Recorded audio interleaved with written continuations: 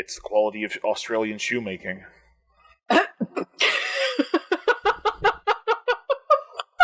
Who, what, where, why? Let's look at how you killed that guy. It's Knife to Meet You.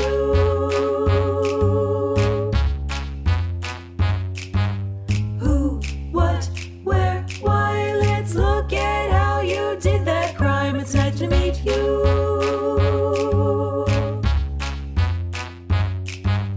Hello, welcome to Knife to Meet You, the serial killer podcast where we talk about a serial killer you've probably never heard of. I'm Zoe, and this is Brian. This is Brian. Yeah, you are. So I'm very thrilled to present for my first time on Knife to Meet You. Very excited about that. Yay! I do have to correct Zoe, however. On one thing, just loving correction, just very quickly. We are not talking about a serial killer today. No? That's news to me. We're talking about 2 serial killers today. What? 2 for the price of 1? 2 for the price of 1, which is free, which it math, either way. Look, Yeah. We're talking about a pair of serial killers today, which, as Zoe has told me many times, are incredibly rare. Super rare. Holographic foil, limited edition. Wrapped in plastic, shrink wrapped into plastic. Yeah, Only can find it on eBay, limited edition. NRFD, serial killers. never removed from box.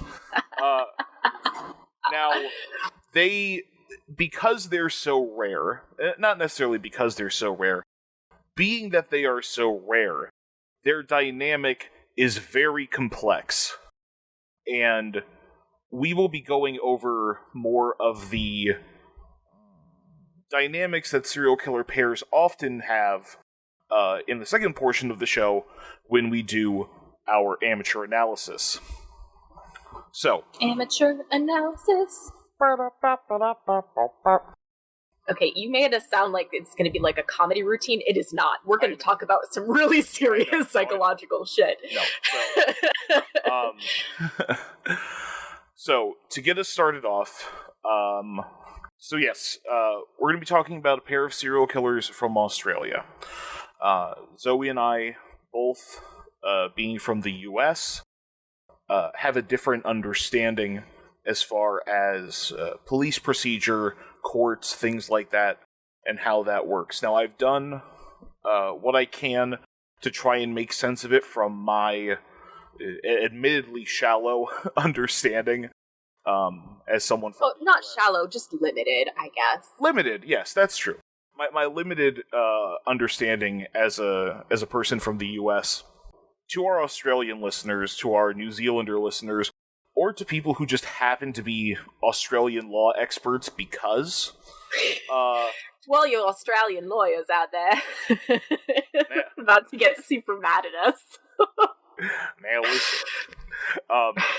But if I get things... That's not a law. This is a law. That's not a tort. Oh, crikey, it's a big... We've already fucked it up. And end of episode. So, if and or when I get things wrong, I apologize. If you have corrections, please go ahead and leave us those in the comments. I'm always excited to learn new things. So, in the comments, we're not on YouTube. Are we on YouTube? I mean, we could be on YouTube. There's also, like, podcasts have comments, like on Apple Store, especially, Spotify. Oh. Big driving for metric is comments. Oh. Yeah. So. The more you know. Zoe, you and I are going to go back in time very quickly. Oh. Alright, I'll get the TARDIS. We are going to go back to April 25th, 1978. We are in the state of South Australia. We're gonna need worse outfits. I'm gonna need some bell bottoms, a puffy pirate shirt. Nah, dude. We're gonna need matching mechanics jumpsuits with, like, flare fit you know? Yeah, fanny packs, absolutely. Yeah, but like a low cut mechanics jumpsuit, but for both of us. Like, so there's chest hair. No, yeah. Not for me. For you, presumably. So it's a low cut rump rider mechanics jumpsuit. The fuck is a rump rider? Do you know what? I don't want to know. Don't answer that. Continue. I just made that term up. I assume it's a fashion thing at some point. Like, oh. The 70s were a mess for clothing. Not just for clothing, let me tell you. We're in South Australia. The temperature is about 65 Fahrenheit, 18 Celsius. Oh, so it's fucking cold. Mm-hmm. So, nearing the end of a slightly heavier than average rainy season, a married couple, Bill and Valda Thomas, are foraging for mushrooms in a bushland near the town of Truro, about 45 miles or 70 kilometers outside the city of Adelaide. A couple of things about this place. The area where they were foraging for mushrooms is known as Swamp Road. It is, when you're looking at a map of southern Australia, there's really only 2 or 3 major roads, and everyone seems kind of split off from there and then balloon out across the coast. Swamp Road is one of these very large roads, and it encompasses a majority of a very large swampland called the Murraylands. When rain is heavy, especially at the end of a rainy season as the weather starts to get warmer, a lot of people go out into this part of Australia to gather mushrooms. They have mushroom festivals. So it's like a thing. Yeah, it's like a big part of local heritage. The people who live in the Murraylands have historically been very protective of their environment, very heavily conservation-minded. Oh, well, that's nice. So I thought that was interesting. And a couple of edible mushrooms that are commonly found in this area include the saffron milk cap, the lawyer's wig, and slippery jack mushrooms, all of which are edible, apparently very delicious, and foragers can actually make a pretty good profit off of gathering them. You also could have made up all of those names, and I wouldn't have known the difference. I should do that next time. Like, if I get a list of things that you have no frame of reference, so I'm just going to throw in a fake one. Fun fact: Brian Gart, he knows all this about plants and botany, and I'm just a grown woman trying her best. Oh my gosh. So, Bill and Valda Thomas are hiking in the bushlands of Truro. During their hike, they see what they think is a cow's leg bone. Well, that's interesting. I really thought you were going to say they see what they think is a mannequin, because that's what it always says. Like in every episode of Forensic Files, they're always like, they see what they think is a mannequin. And then I go, it's never a mannequin, guys. But now they're like, oh, they think it's a cow's leg.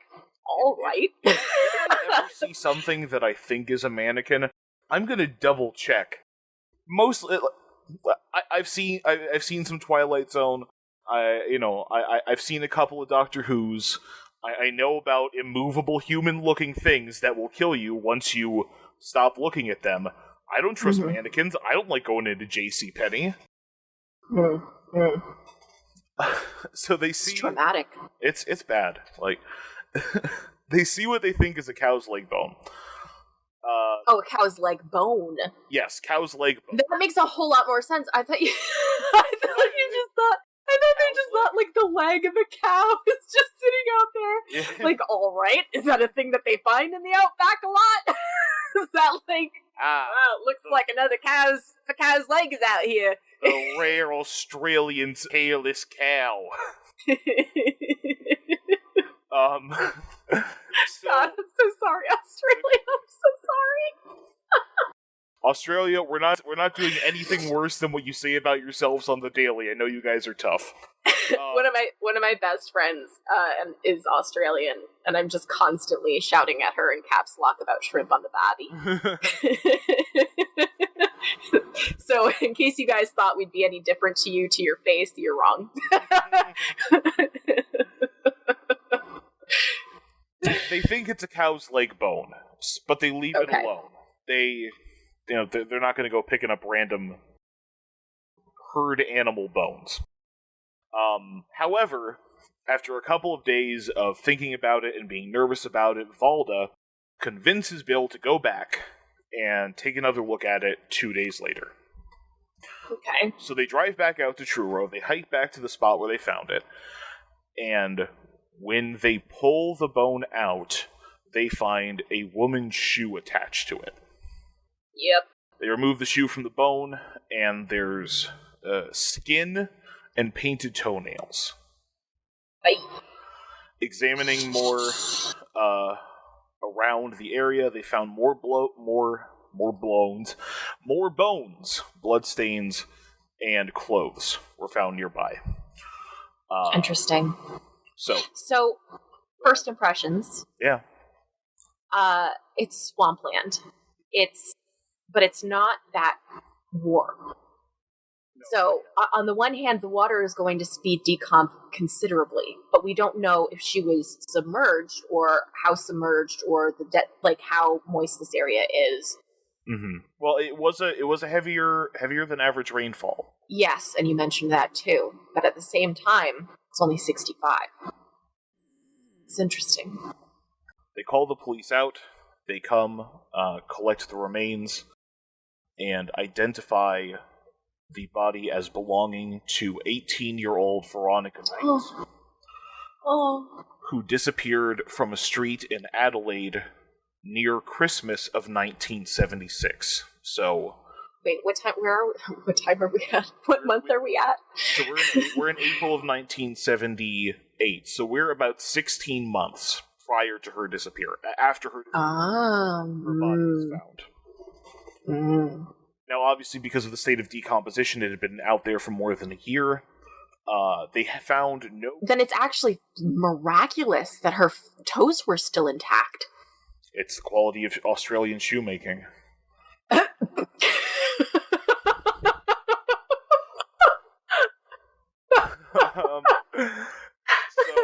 apologize for the sound that just came out of my mouth.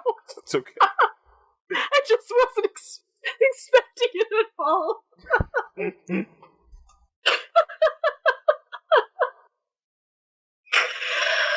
Oh, God. Oh. So. I'm good. I'm cool. Okay. The police found no conspicuous cause of death. Well, how could they? There's nothing to analyze. There's no ability to perform an autopsy. True, but the skeleton was intact. So no blunt force trauma to the head, no gunshot wounds. Right. All right. Nothing identifiable. And because they could not find any identifiable path to means of death, and combined with its remote location, they assumed she was lost and died of thirst. As one does. Just wandering in the marshland. I mean, I don't know. It's 1976. Australia's big. Yeah. And deadly. They Yes. got bugs the size of birds out there. They I mean, they do here too, but it's everything will kill you. They've got birds the size of wolves. Like, everything is escalated over there. Yeah. Yes, exactly. Everything's bigger in Texas. Everything's much bigger in Australia. What the hell accent was that? Listen. Look, listen. So, that was April. So the body was discovered April 25th, when they thought it was a cow's leg bone. The 27th is when. But also, what cow is wandering around the marshland? You know? You've made it very clear that this is protected, conservated. It was not under federal conservancy at this time. Oh, okay. But it's like mushroom land. That's not where they keep cows. It's not pasture land. Well, the swamp road divides what is effectively swamp. What is the swamp on one side and the livable land on the other. So pretty feasible, I think, that a cow again wanders out, gets out. It's kind of like that Florida-Georgia line. Just everything south of here is just swamp. Get out. Yeah. So, listen, this is the last hill you're going to see. Not that I'm that big a fan of Georgia either, but I digress. So, nearly a year later. What? Wait, what? No. What was she reported as missing? Was she? Yes. Did she have family? Yes. What was the story? When was the last time they saw her? Okay, I thought I said this. I apologize. She disappeared from a street in Adelaide. Yeah, you did say that. Christmas in 1976. Mm-hmm. A few days before Christmas. You did say that. Yes. So she had been assumed missing. Okay. 1 year later, nearly a year later, April 15th, 1979, which was Easter Sunday, police are investigating... I like that you cleared that up for the Jewish population of listeners. Yes, you know, Thank you. I'm sorry. Beware the eyes of April. So, police are investigating an unrelated case when they discover the remains of 16-year-old Sylvia Pittman. God damn, 16? Yeah. Ah. Not a little over half a mile from where Veronica Knight's body was found. Sylvia had disappeared around the same time as Veronica. Really? How far apart? Within the span of a month. Oh, wow. Because of this connection, police were able to come up with the names of 7 women and girls who had vanished around the same time, which includes the 2 that were already found, Veronica Knight and Sylvia Pittman. Wow. Okay. After making this connection, they conducted a 50 square kilometer, 20 square mile, shoulder-to-shoulder, hands-on-knees search of this giant area of the swampland. That's, first of all, that is some fucking awesome work. You know that would not have happened if it were America, especially in the 70s. And that's exactly what I was thinking they should do, and they just did it. Absolutely. I love it. Excellent police work. So, like I said before, the area of Swamp Road in southern Australia, where the bodies were found, is part of a region known as the Murraylands. As I said, historically, they've taken Nature Conservancy very seriously. Roughly 20 years later, in the early 2000s, most of these were formed into federal and private nature reserves of people who are private nature reserves in Australia, as opposed to a lot of places in the U.S. are not run for profit. They are run by a organization or people who do these things within federal guidelines. Well, now there's a concept. Right? No. We haven't heard of that in America. After this search, the police discover 2 more bodies. 16-year-old Connie Jordan and 26-year-old Vicky Howell. How old was Connie again? Connie Jordan was 16. Jesus. Yeah. And then the other one, her name was... Vicky Howell, and she was 26 years old. Now, 2 weeks after the bodies are discovered, a woman named Amelia, whose last name I was not able to find, goes to the police because she remembers a strange comment someone made to her at her boyfriend's funeral. If you could see my face right now. So. Okay. So, on February 19th, 1977, 2 years earlier, Christopher Robin Worrell and James William Miller were driving with their friend Debra Skews to Adelaide. They had planned a weekend in the city of Mount Gambier, but they were returning early because Christopher Worrell had taken on a dark mood, and he had abruptly canceled the trip. I'm going to read a quick section from Paul B. Kidd, who is an Australian crime writer, probably the most prolific Australian crime writer, as he wrote about these murders. Quote, Miller and Warrell had become friendly with Debbie Skews when they first went to visit her boyfriend, whom they had known in jail, only to find he had walked out on her. To help Debbie get over losing her boyfriend, they had taken her to Mount Gambier for the weekend. But Warrell had become moody, and they decided to return to Adelaide on Saturday afternoon. Late in the afternoon, Warrell was at the wheel after drinking several cans of beer and driving recklessly through the countryside of Millicent. Debbie begged for him to slow down, and a row ensued, with Worrell screaming at the distraught girl and telling her to shut up. Then Worrell yelled, "We've got a blowout," and the car careened out of control onto the other side of the road into oncoming traffic. In an effort to avoid a head-on collision, a vehicle coming the other way, Worrell careened the Old Valiant off the side of the road, where it spun over and over many times until it came to rest with the 3 occupants spilled out onto the grass. The accident had been witnessed by several bystanders, who ran immediately to the scene, but there was little they could do. And that's from Paul B. Kidd. I'm confused. Okay. This girl is not Amelia. No.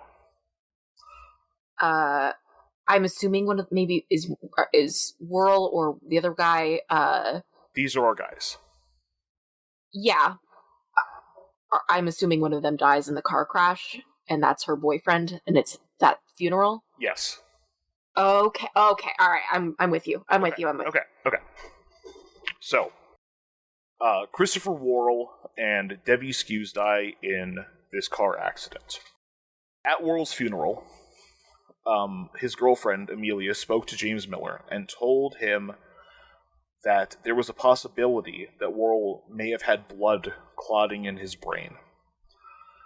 Miller then openly speculated to Amelia that the clot may have been the cause of his fascination with what he called thrill killing, thinking the clots may have caused the dark moods that preempted his murders. Amelia held on to this information because she couldn't prove the truth of what Miller had said, and she considered it pointless because even if it were true, Worrell was dead. Years later, when the police discovered the additional bodies... Pulling bodies out of the ground, yeah. When they start pulling bodies out of the ground, she sees a story about it in the newspaper and goes and tells the police. So, pardon me.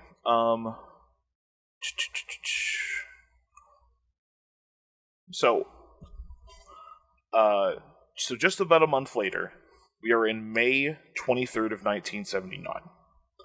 James Miller is brought in for questioning. At the very beginning, he absolutely denies everything.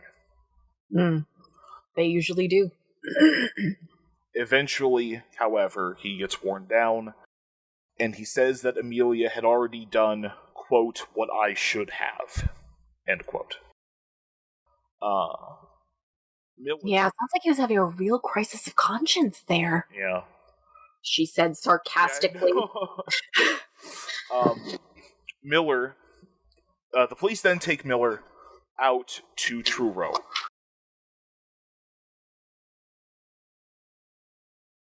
Town of Port Galler, which I learned through the magic of Google, had a population of 86 people in the 2016 Australian census. Oh, wow. And a landfill in Wingfield. So he takes them to 3 locations. Again, the Truro Wilderness, Port Galler, the very small town of Port Galler, and a landfill in the city of Wingfield. Okay.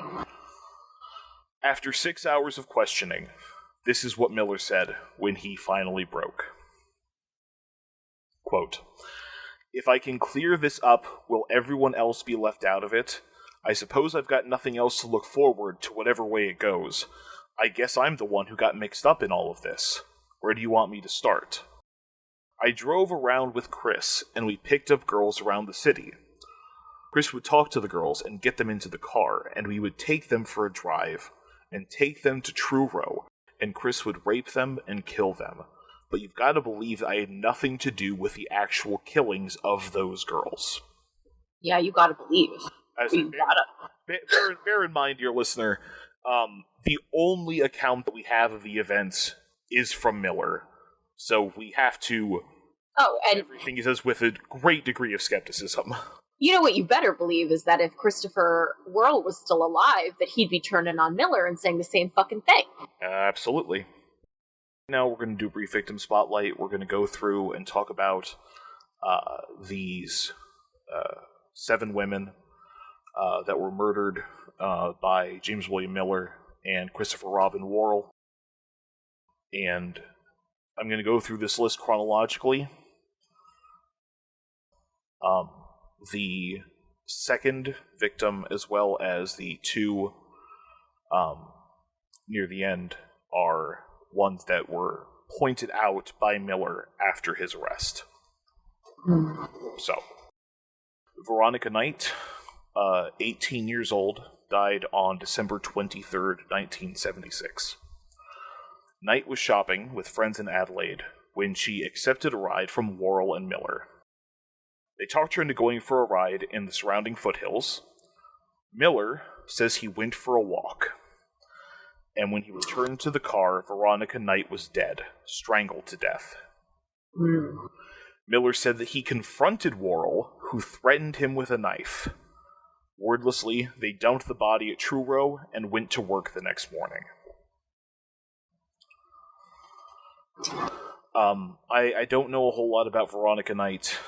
She was out Christmas shopping when she was picked up by Warrell and Miller. She was looking for last-minute Christmas gifts for her family. That's why she was out that night. Tanya Kenny, 15 years old. Jesus. Died January 2nd, 1977.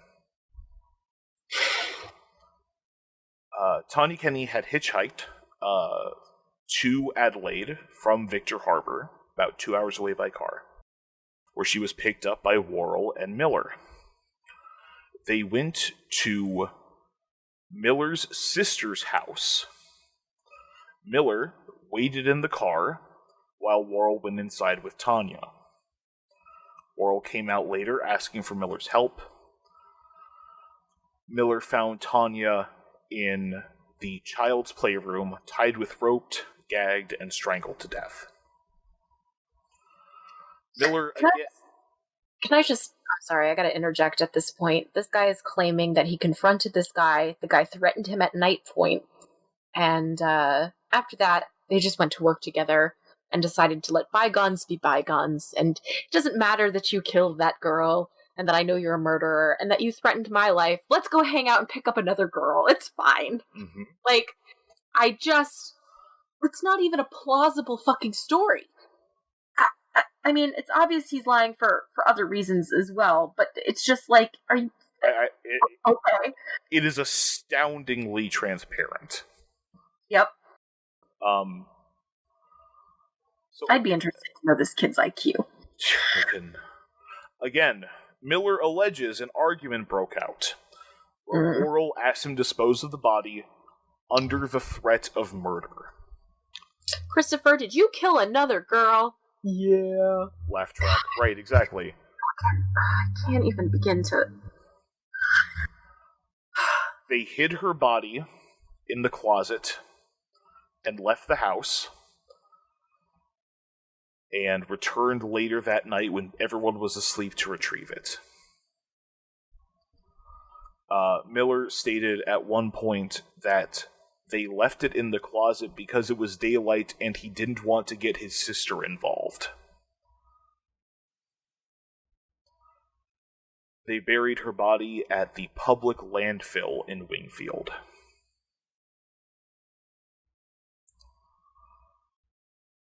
I mean, at least he took the police to the other bodies, and their families can have closure and give their children, because that's what these girls are, as children, yep, a proper burial. All right, yeah. Juliet Makita was 16 years old, and she died on the 21st of January, 1977. Juliet Makita was waiting for a bus when Warrell offered her a ride home. He drove her to a different city altogether. When she noticed, she started to scream and fight back. Warrell climbed into the back of the car and tied her with rope as it was moving. Miller claims that he didn't think anything of this, even though he saw it, believing, in his words, that it was just Warrell's kink.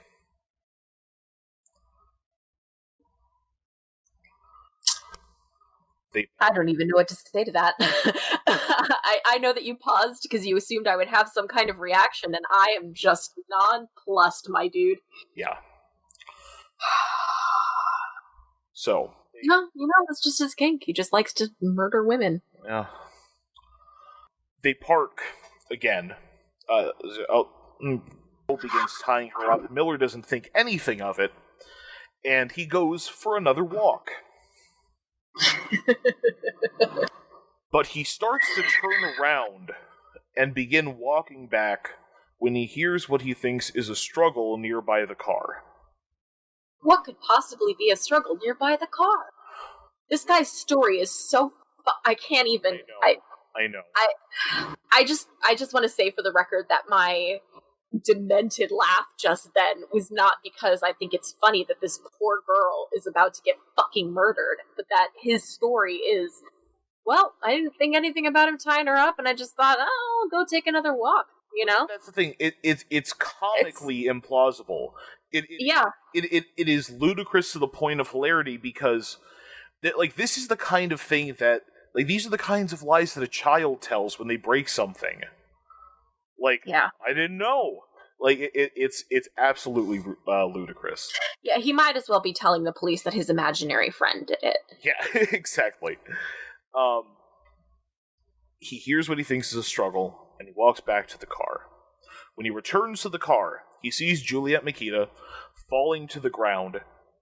He described it as if she had been kicked in the stomach. Warrell began to strangle her with a length of rope.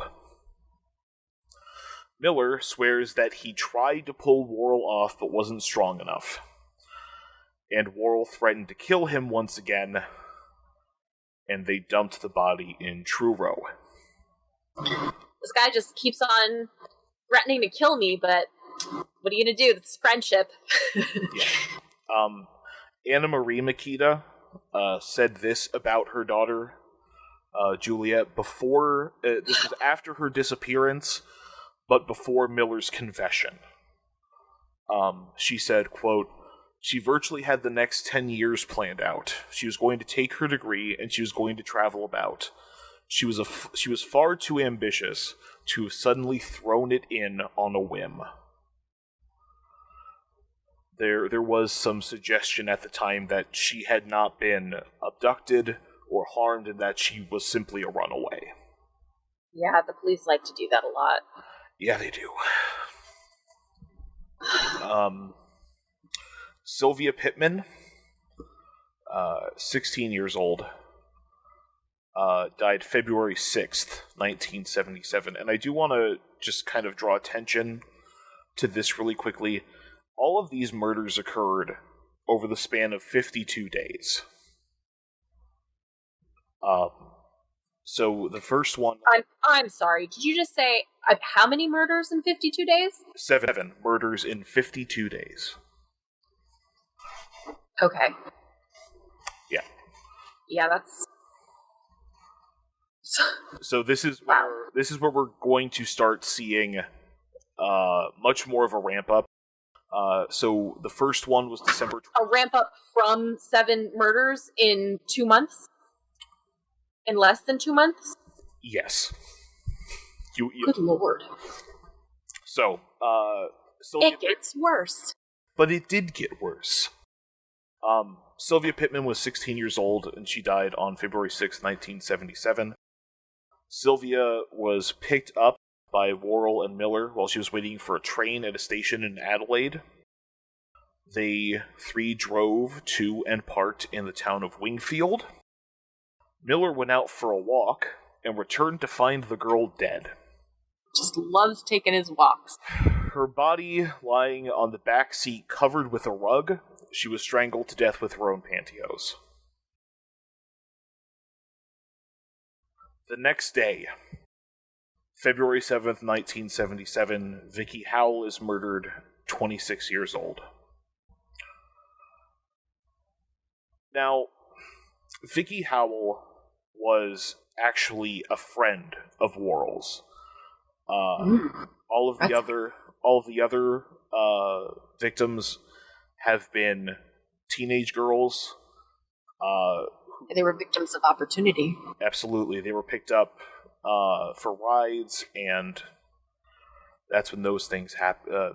When they were murdered. Vicky Howell was actually a friend of Warrell and by corollary Miller. Vicky was hanging out with Warrell because he was trying to help get her out of an emotional slump because she recently separated from her husband. Sounds a lot like the beginning of the story when he was killing another girl by driving recklessly under the influence and got him self-killed too. Yep. The 3 of them drove out near Truro. Miller went for a walk and came back. Seeing that nothing was wrong, he went for an even longer walk. Usually the girl's dead by now. I must need to go on another longer walk. There were times when we were on a call when I was like researching this and not telling you that I was reading, that I would just burst out laughing, and it was just this guy. The old "I went for a walk" excuse gets him every time. That's right. There's an obscure Australian law somewhere that says, well, if he said he was going for... wow, what the heck was that voice I was doing? I don't know. Anyway. So, he came back from his longer walk. He saw that Vicky Howell was dead, and Warrell was in a fury.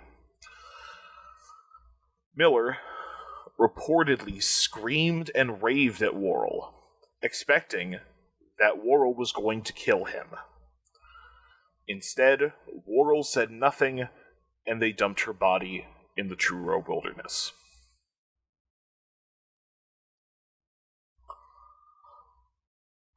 Connie Jordan, 16 years old, 9th of February, 1977, so just 3 days after that.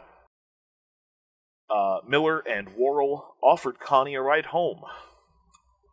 She became scared when they started driving the wrong way and began screaming. They stopped the car at Wingfield, where Warrell, from the back seat, pulled her from the front into the back and began to strangle and rape her. Jesus. Miller said he did nothing. He then went for a walk. And when he came back, they drove Connie Jordan's body to Truro.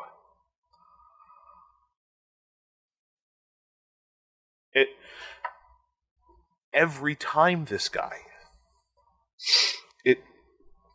I don't know. There's a quote from Miller that we're going to read later that is, I find, absolutely ridiculous in the wake of everything that he's tried to obfuscate thus far. Finally, And actually, I'm not going to say finally, but Debra Lamb was 20 years old, and she died on February 12th, 1977, 3 days after Connie Jordan was killed. Debra Lamb was hitchhiking when Miller and Worrell picked her up and drove her to a beach in the small town of Port Gawler.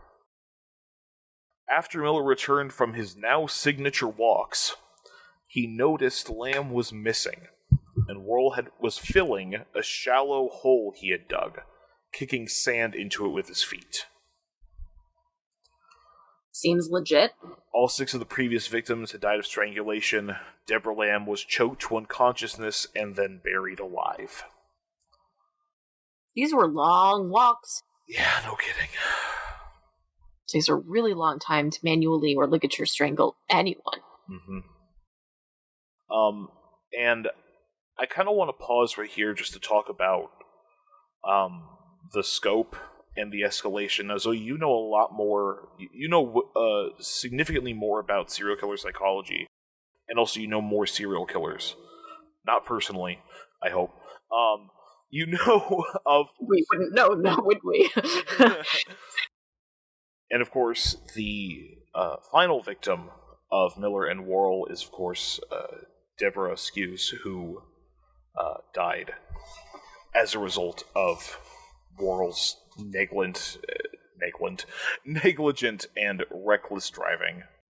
Now, we have 7 murders that were committed in the span of 52 days. There was an 8th victim, of course, in the person of Deborah Skews, who was killed by Christopher Worrell's reckless, negligent driving that created the accident that killed him as well as her. So, I want to ask you, Zoe, 7 murders in 52 days. How abnormal is that based on what you know of the serial killers and the cases that you've studied? I think that every serial killer follows a very clear pattern of escalation. Once they start, they cannot stop. It is a compulsion that overwhelms them. And over time, their ability to fight off that compulsion wanes, and they have to keep doing it more and more.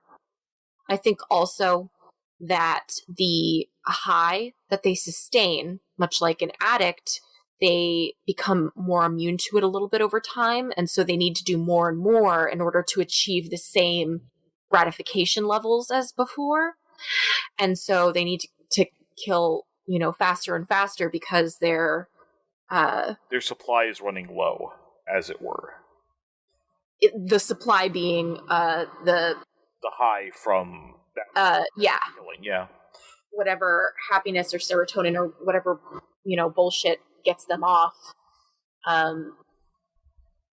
So there's always a ramp up. If the ramp up goes unchecked, it will just continue to ramp up. Some killers are able to keep it so that they are still being careful, but many of them, the longer it goes without them being caught, the more invincible they feel, and the more they need to see what they can get away with. Mm-hmm. And I think in a lot of times,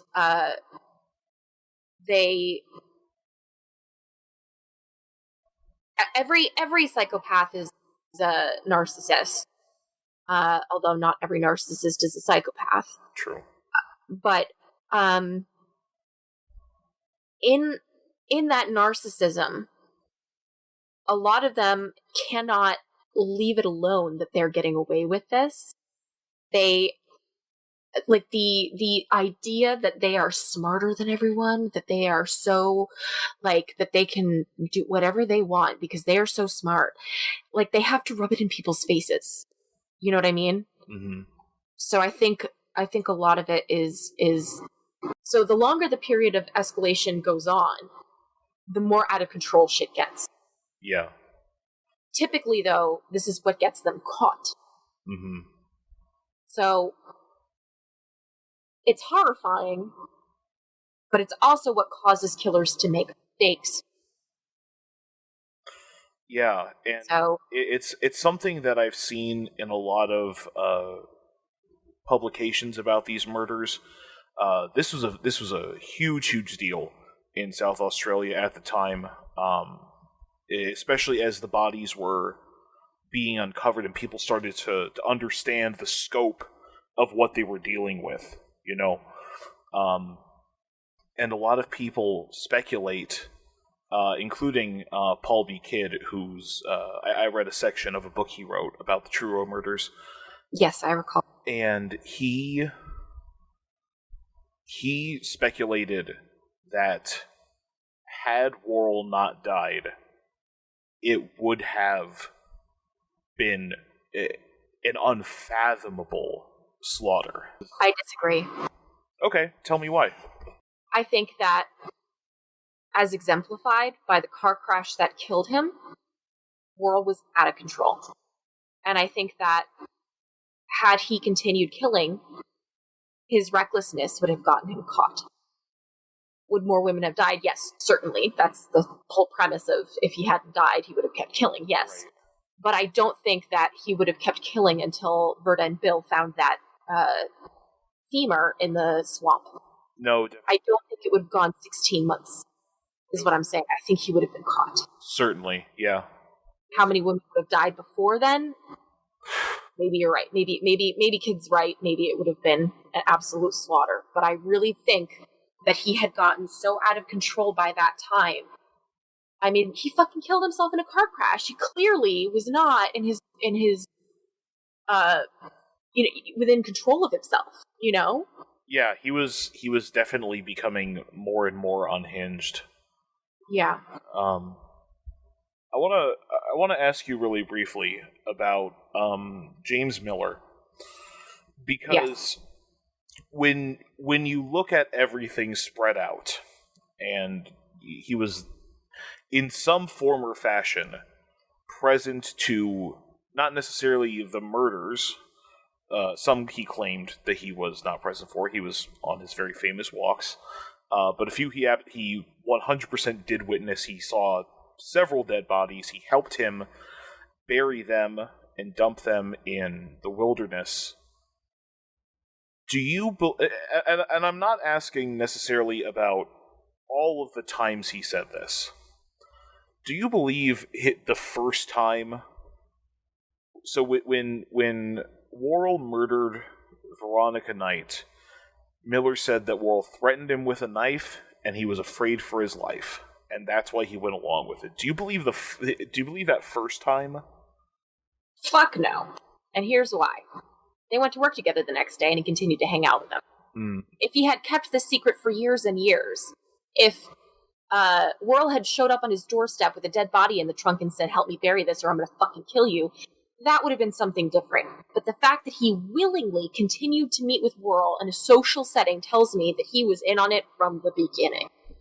I am willing to bet you that this is something that they shared, a mutual fantasy about and decided that they were going to do together, and that's what they did.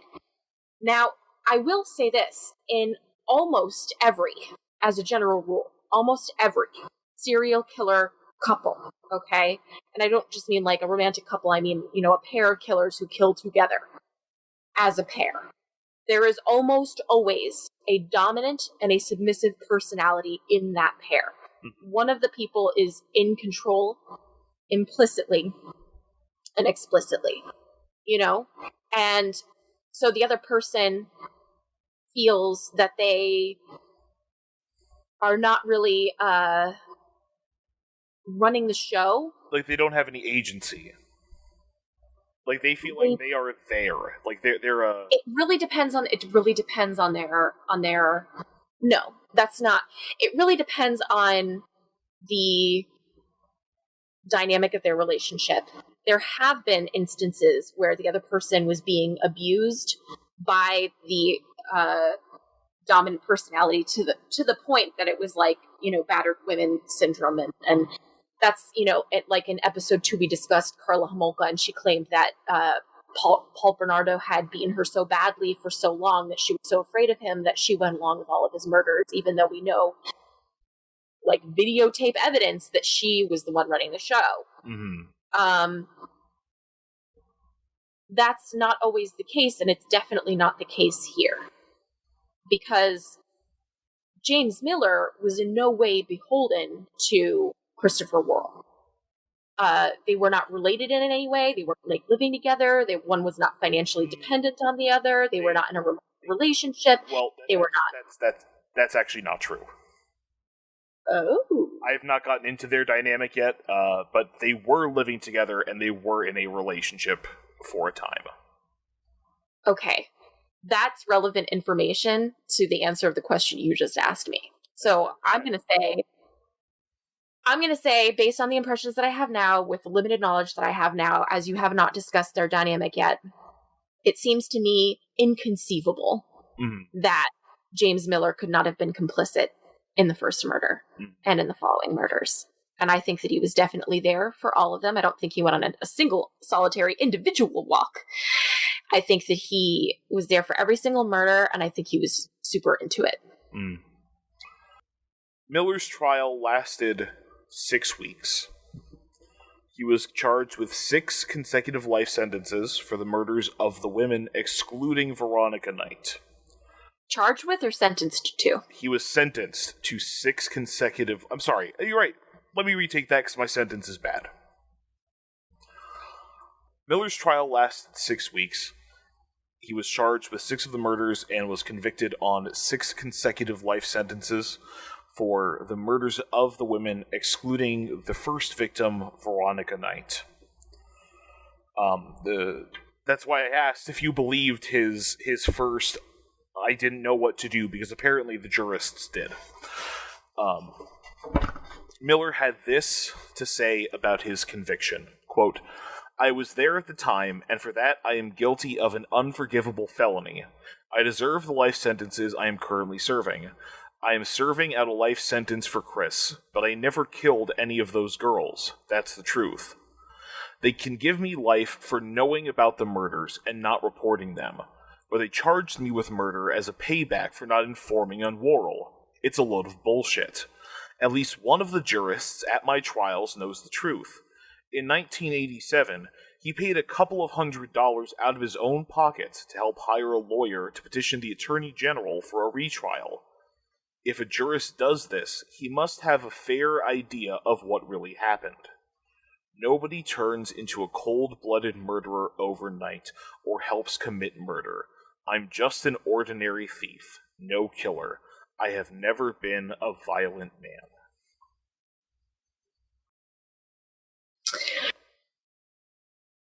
I want to know what happened in that trial that made the jurists so certain that James Miller was not complicit.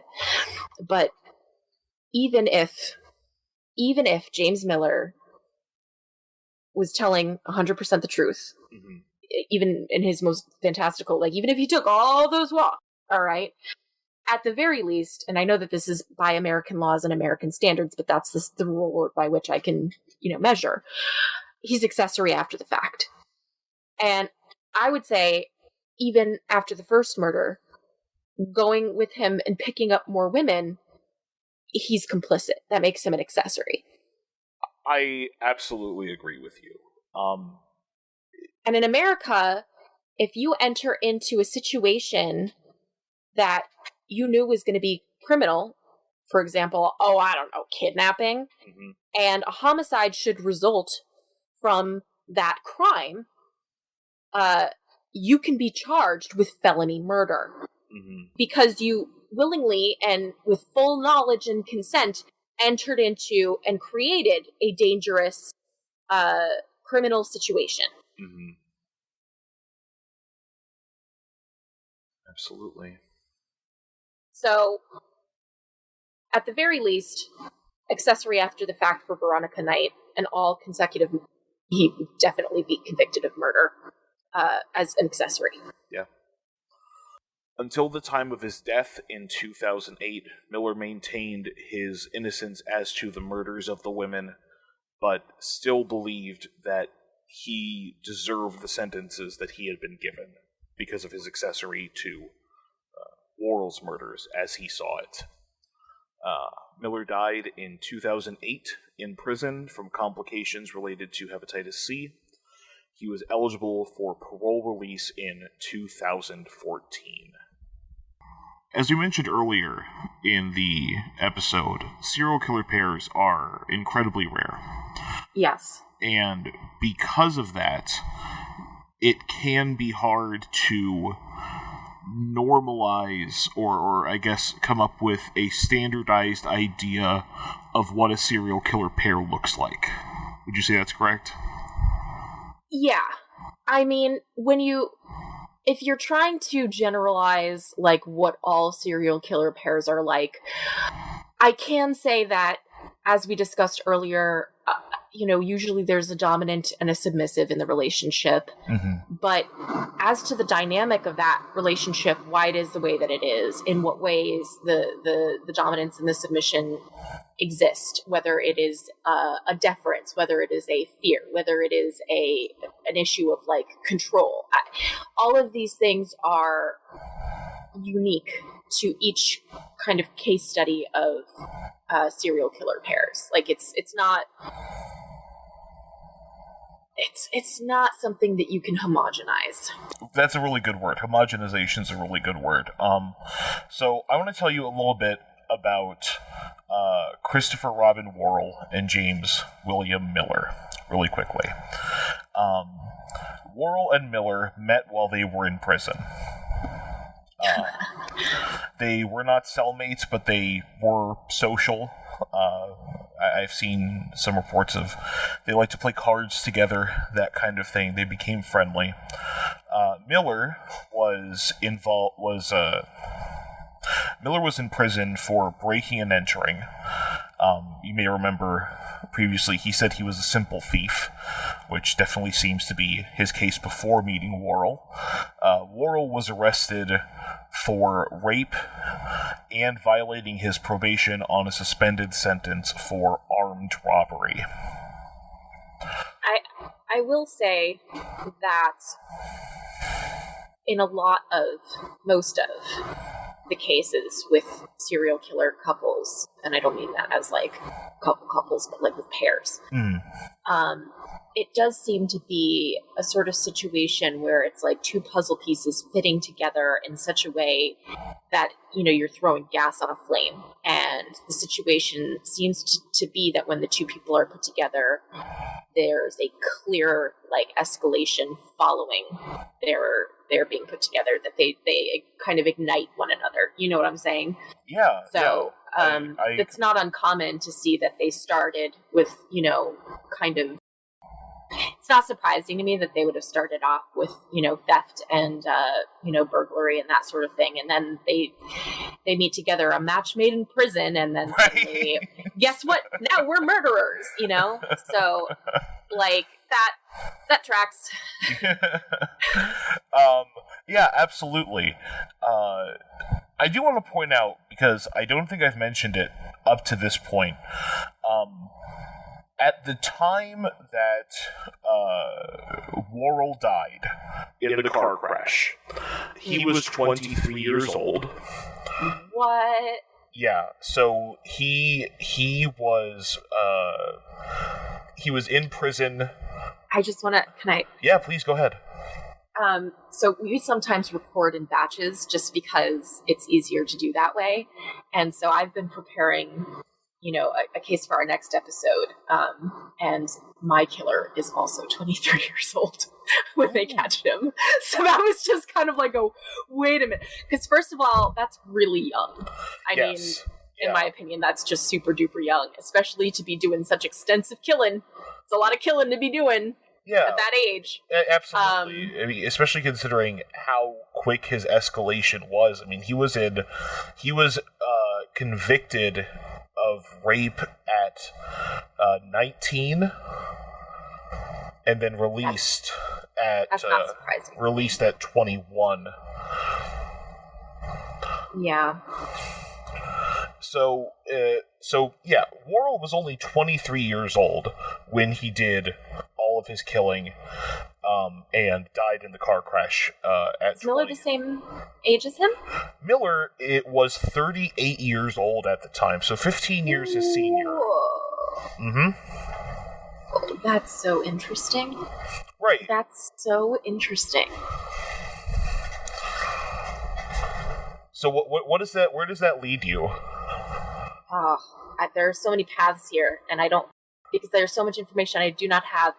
My first thought was, Miller has really presented the evidence, his story, which may or may not have actually any evidence, like forensic evidence linked to it. The way that he tells it, he was the submissive in the situation, Warrell was the dominant, and he was only ever an ancillary to the crimes.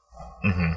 But the fact that he's so much older than Warrell, I mean, in a lot of situations, that would make him the dominant, So it's very interesting to see that Warrell seems to be, as the story is going currently and presently, that, he's the one calling all the shots here, but he's only 23, and his henchman, so to speak, is considerably older. Yeah, nearly, almost 40 at this point. And also, you would think that his story, which involves a lot of walks, I mean, that's a story I expected a kid who's 23 years old to tell. To find out that he's almost 40, it's like, really? The fact that he's been in prison before, really? Like, you had nothing better? You didn't, Yeah, you didn't learn any tricks or anything, bud. All I can think of is that episode of Friends where they're teaching Joey to lie, and he's like, there was a raccoon, and it came in, and the raccoon did everything. and it's just like, that's the story you're going with? I know, it's honestly kind of pathetic. Listen, it worked once. He only got 6 convictions out of 7. So, fool you once, shame on you. There's so much. All right, let me. There's so much here that I. Let me give First of all, there's so much to look at. Yeah. There's so much to question because the information we are being given is also highly suspect. Yeah. And I just think that there are so much here that's like, I don't know about that. I don't know. That's... So I'm sorry. Continue. No, it's fine. I'm just gonna kind of keep drip feeding you information because I think this is. I'm really enjoying watching you kind of build this yourself because I think you're headed in the right direction. So once they were released roughly around the same time. They formed a romantic relationship. And they shared an apartment. Oh. They shared an apartment in Uvingham. Oh. Which is a small town in South Australia. And they worked together this job that they went back to after the murder of Veronica Knight. They were general laborers for the city of Unley, at the City Council of Unley in South Australia. So once they released... I'm sorry. You just so much information. Yeah. That you just kind of like that was kind of a big bomb. Were they gay? That is a harder question to answer. No, it was the beginning of a question, and then I thought better of it and stopped mid-sentence, and obviously if they were in a relationship together, they were gay. I'm not questioning their gayness. No one has to prove their gayness to me. No. If you identify as gay, then you're gay. Boom. What I'm saying is, though, like, all of the victims were female. Mm-hmm. This is a whole level of... I kind of need to know their dating and sexual history before prison. I need to know if this was a relationship that was like... But then it's like... I don't, is this like a thing... Like that movie with Brokeback Mountain, where they were both happily in marriages, like two women, and then, fell in love and had a relationship develop under a unique set of circumstances where they were isolated, i.e. in prison or i.e. on a mountain. And then like the relationship was continued after those circumstances ended. I have so many questions, and I don't know that you have the answers to any of them. So I don't necessarily have answers, but I do have information. Okay, that I think is going to be helpful in kind of piecing these two guys together. So, first of all, Miller identified as gay. Okay. So Miller was a gay man. Mm-hmm. Warrell. Okay, so the way that I've seen this described in most places I've read about, and a couple of things that I've watched, is that Warrell would allow Miller to do sexual things to him while he read BDSM porno magazines.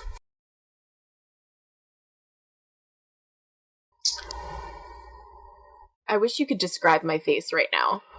Like, I wish you could just be like, this is what Zoe's face looks like. Everyone's got to have a thing, and I'm not here to kink shame anyone, even serial killers. But unless your kink is serial killing, in which case, shame. Right. You gotta call it the shame nun from Game of Thrones. Right, exactly. Do a sound bite for us. Yeah, we need to get a bell. Right. But the way you phrase that he would allow Miller to perform acts on him while he was engaging with other material is such, like, it's such a weird flex. Like, that's such a weird way of maintaining absolute control over the situation and also plausible deniability of one's gayness. Right. It's, so, and again, most of this information that we have comes from Miller. So, and I think we, occasionally backing up and looking at it through the lens of this is what this guy is saying happened.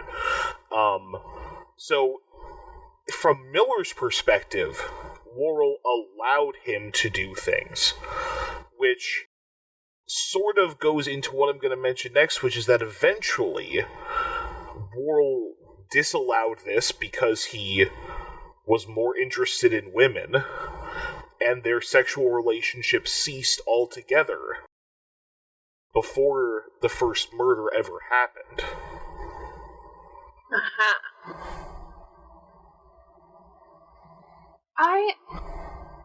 Okay.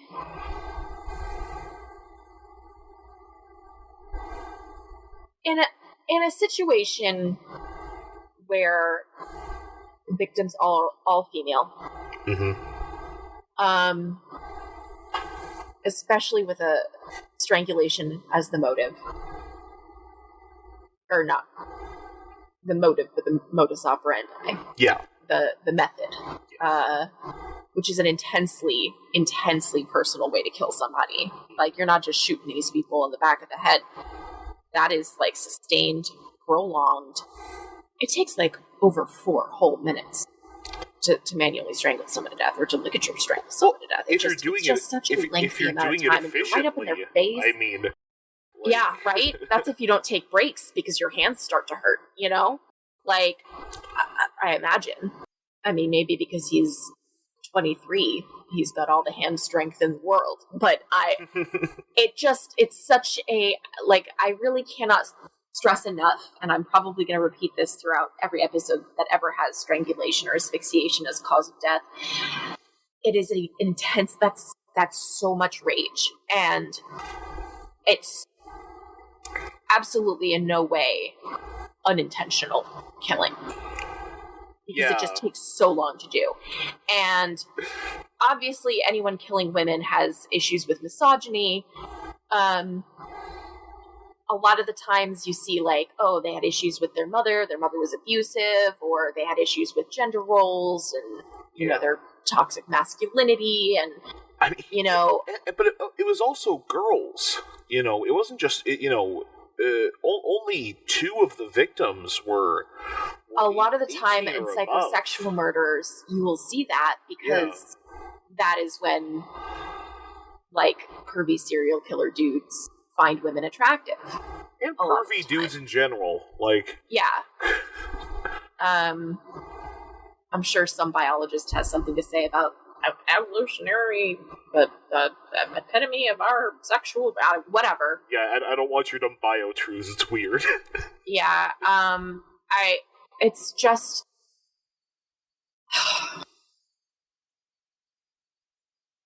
There is obviously, at the root of this, an issue of sexual confusion, anger,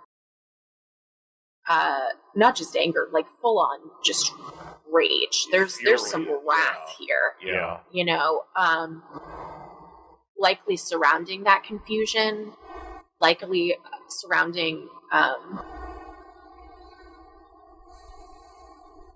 man. Well, self-loathing also. I mean, he's, you know, driving recklessly, driving drunk. Obviously, he's engaging in very dangerous behavior outside of. Yeah, arguably, he did kill himself.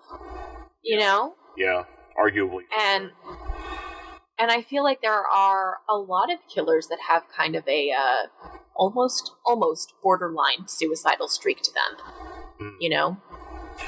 Yeah, well, almost, but not quite. Well, there, you know, definitely mass murderers and spree killers for sure. Because it's, you know, suicide by cop in a blaze of glory is a lot of those kind of killers tend to say. Once you get down to the nuts and bolts of it. So, Miller and Worrell had this relationship. Eventually, they stopped being romantically, sexually involved, and Miller seemed to think that they were much closer to brothers, and he became very protective of Worrell, which I think leads a lot more to... If he thinks of someone that he was performing sexual acts on as his brother, I mean, gosh, you know, just when you think it can't get any more fucked up, then it's like, hey, it gets worse. Like, that's what we should have named this podcast. It gets worse. I know, we need to hire Ron Howard on Cameo to give us like the Arrested Development interstitial, like, but things did get worse. I need that on like a soundboard. Yeah. We'll put that right next to the shame none button. Yes, you know? Exactly. After Worrell died in the car accident, Miller became severely depressed, stopped working, and eventually became homeless. Yeah. That's, you know, while I keep reiterating that it's difficult to homogenize serial killer couples, a lot of the times there develops this kind of codependency between the two, where they can become so like irreparably attached to one another that if one of them is taken away, the other one can't really function. More particularly, if you take away the dominant, the submissive is unable to function without that level of direction and devotion in their life.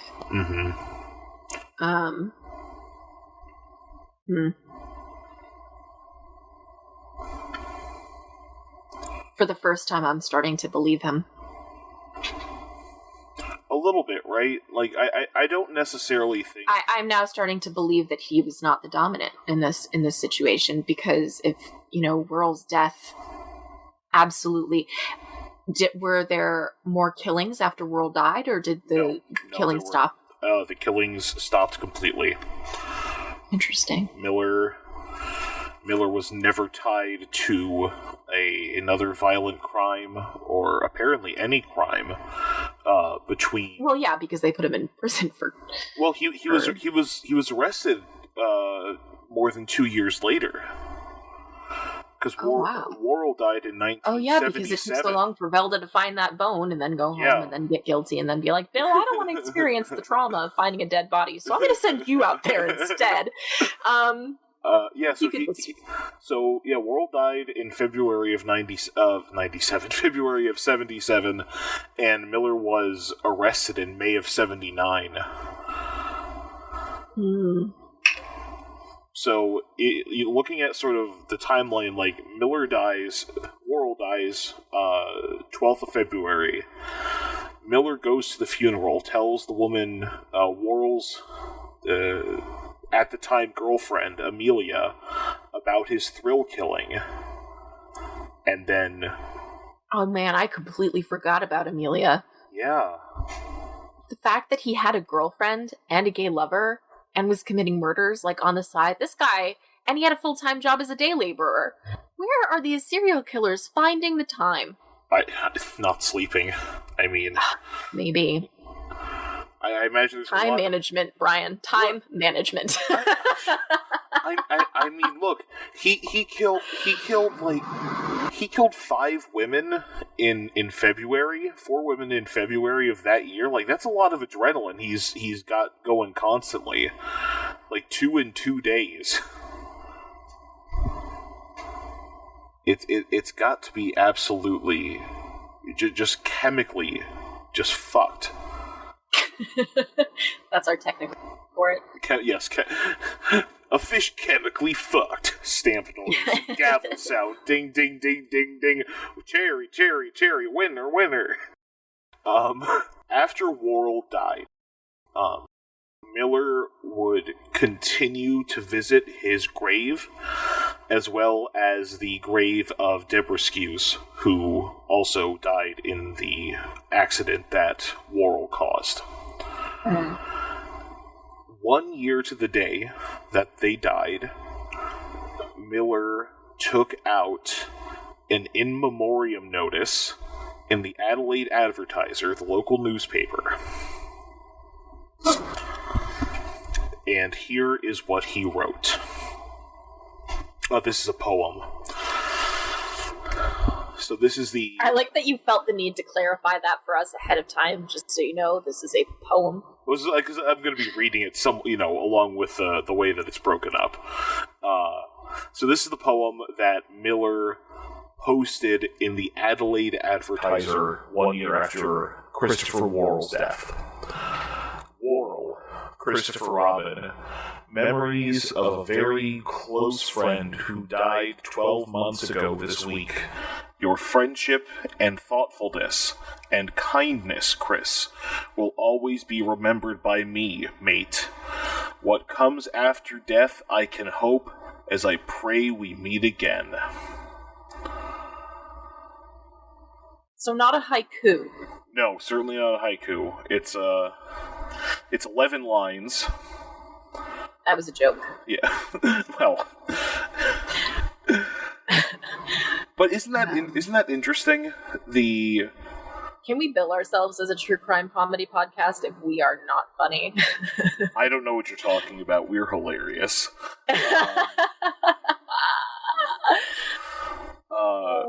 So, like, I want to break this down. Your kindness and thoughtfulness and kindness will always be remembered by me. I mean, obviously, this is before he was caught, so he's not going to say, I'll always remember those women we killed and hid bodies together. But he put it in the newspaper. Yeah, which is very bizarre. Yeah. I mean, I suppose it's, Does he think that they get newspapers in heaven? Because even if that's what he thinks, that's not where your friend ended up, my dude. No.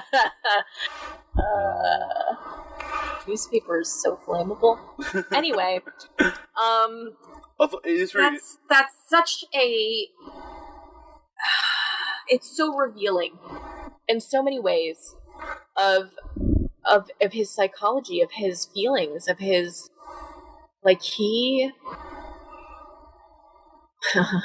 like, devoid of context, that's very sweet. Like, devoid of all context, this guy was in a car accident, and his best friend died. He wrote a poem, and he published it in the newspaper. Aw, they were both serial killers. Ooh! I think the thing that strikes me is that we are not devoid of context here. Yeah. In terms of the question of whether or not James Miller was an accomplice to all of these murders, I do not doubt that he was not the dominant person, but clearly he was not an unwilling participant. Clearly he did not fear Worrell as he claimed to the police.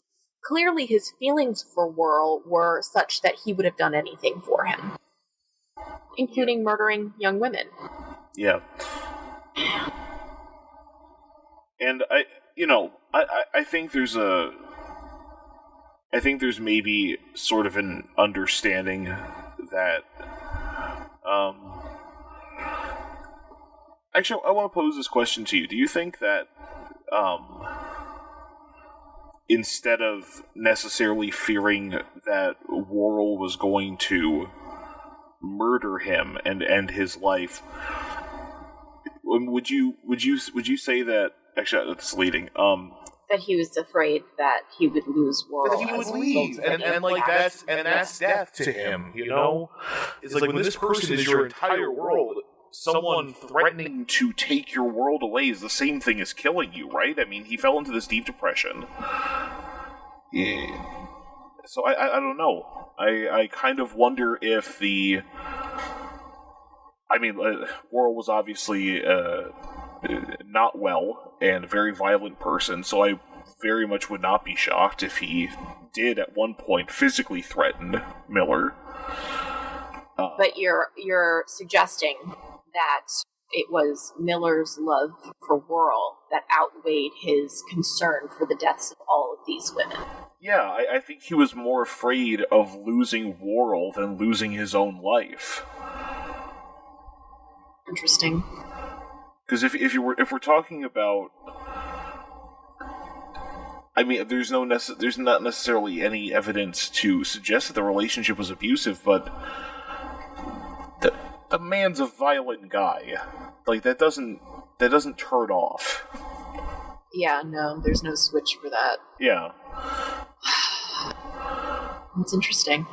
That doesn't absolve. I mean, if your theory is correct, though, then maybe he did go on all those long walks. Maybe he was like, my boyfriend just loves killing girls, but that's just not my bag, so I'm going to go take a long walk. Y'all have fun murdering. Right, he's like, this is his murder time. I'm going to take my moonlit walk. We do our own thing, but we're close by. It's important to have separate hobbies. Yes, exactly. Man. I could see it conceivably, but it still makes Miller a fucking sociopath. Absolutely. You know? Undeniably. So I think either way, it's just a clusterfuck of, no one giving a shit about these poor girls who are basically children. Yeah. And to me, there is no gay love story. I should rephrase that. And to me, there is no love story, gay or otherwise, that, justifies getting out of the car and letting your lover murder somebody. Yeah, that's, I mean, unless that person is, like, a terrible, terrible person, unless they're murdering Adolf Hitler himself in the back of a 1973, whatever the fuck. So way to bury the lead on their whole relationship. I understand that I buried the lead. I'm not going to deny that I did that. But I thought it would be interesting to see. I thought that was kind of the big ta-da, because their murders happened so quickly, and they stopped very quickly as well. And of course, the uncovering of them, which happened much later, was also a very quick, like, we found this body, quick, let's find all these other bodies. And then once Amelia connected Miller to the situation, the whole thing kind of, really unraveled very quickly. Yeah, it's a 6-week trial. It was, but, like, that was sort of the hidden bit. And so I thought... A 6-week trial is not that long. That's a very short trial. Yeah, I'm not certain what the standard would have been for Australia at the time. I have absolutely no idea how their legal system works. Yeah, that's true. But I have no basis of comparison for their country. Yeah, Australian listeners, if you're still listening at this point, thanks for being good sports about this episode. I promise we'll boomerang back around to you guys again real soon. Oh no! Sincerely, if you have any insights into the Australia legal system or this case in general, we would absolutely love to hear about it. You can go ahead and leave us a comment wherever you listen to podcasts, such as Spotify, iTunes, or SoundCloud. So, because of our typical structure in the podcast, I feel like you guys are about now expecting us to sit down in our very large, luxurious, and non-existent armchairs to discuss the psychology of Christopher Robin Worrell and Jason Miller. Unfortunately, even though this case is important to discuss, interesting to look at, offers a unique perspective and lots of food for thought, there isn't a whole lot of information about either of these men's childhoods, their lives, or much information about them at all. So we're not really able to do the second segment of today's episode, which is why I did try to work in some of my analysis on just little bits and pieces of information that we had throughout the episode. This does conclude what we had to present to you guys today. Listeners, thank you so much for listening to this episode of Knife to Meet You. It was really cool getting to do this first-time presentation with you, Zoe. Thank you so much for letting me do this with you. Oh, thank you so much for being here and for doing it. We're Absolutely glad to have you, and by we I mean me. It's just me. I'm the one that's glad. Wow, listeners, you hear that? Zoe's making a lot of assumptions about whether or not you appreciate me on the show. But you know where you can tell us how much you appreciate us and send us any questions you have? You can send us questions or comments to ktmypodcast@gmail.com. You can also join our brand new Patreon, coming the first of next month at patreon.com/KTMY podcast. For just $2 a month, $2, you get access to not only our special Patreon episodes, but as well, we are going to be doing special Patreon Q&As, so be on the lookout for those on Patreon. Absolutely, and also please send in some of your cues so that we can give A's. Oh yes. We're just gonna be slinging A's all day. I don't even know what to say. I've got nothing funny to say to that, but I will say that I'm so excited that I'm just excited to be here with you guys. I'm excited that you guys are listening. I'm excited that now we're getting to expand some of the content that we do. So for our Patreon extra episodes, I do want to clarify that we're never going to put a paywall between our listeners and our actual KTMY episodes. Anything we talk about serial killers is going to be right where you always listen. Spotify, Stitcher, Podbean, Google Play, Google Podcasts, whatever it is. And we're still waiting on Apple because good old Apple. We're always waiting on Apple. Forever and ever. But, we did want to make sure that there was some bonus content for those of you who just can't, get enough of us. Because we're so great. So we are doing some bonus episodes that aren't quite so long as our usual episodes and talk about stuff related to true crime and kind of just like whatever the fuck we want to do. It's going to be great. The format's very similar. We're going to be presenting one thing to the other. We just recorded our first bonus episode last night. It was a lot of fun. and I really can't wait for you guys to hear the story that Zoe told me, because it was fascinating. It was a really interesting ride, and I think you're all really, really going to like it. I hope so. I mean, otherwise I did all that research for nothing. Well, listeners, find us as always on Twitter at KTMY Pod. You can find us on Facebook at facebook.com/KTMY Podcast. And again, you can email us at ktmypodcast@gmail.com. Send us stuff. Yeah, please send us questions. Send us even non-true crime related questions. If you just want to know about my garden or stuff I've cooked recently, let me know. I want to talk to you guys. But until such a time as we are able to do that, it was nice to meet you, listeners, and I hope you guys have a great week. Thanks so much. Bye. Bye. Who, what, where,